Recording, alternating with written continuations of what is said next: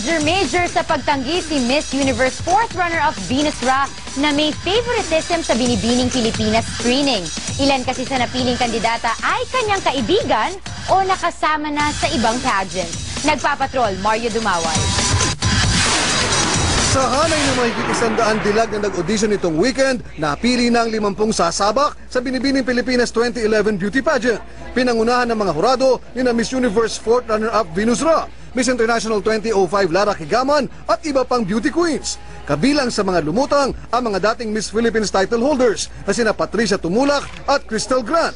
Napili rin si Diane Nesio na nagpasyang isuko ang corona bilang reigning first runner-up ng Binibining Pilipinas para makasali ulit ngayong taon.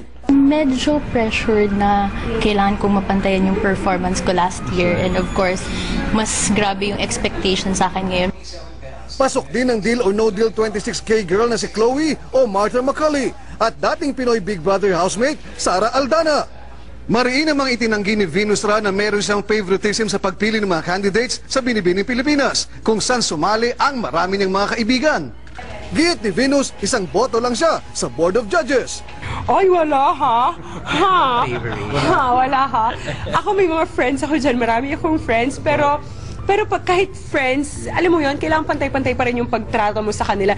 Ma-hurt naman yung iba. Payo naman ni Venus sa mga hindi pinalad, hindi pa ito ang katapusan ng lahat. Hindi rin ako nanalo. I mean, not the title talaga. Pero mga runner-up, pero may iba na talagang hindi ako nakakapasok. So, siguro hindi naman yun yung katapusan ng buhay ko, di ba? Kung hindi sila nakapasok ngayon, try again. Ngayong Sabado, mababawasan pa sila hanggang sa mapili ang 24 na kalahok.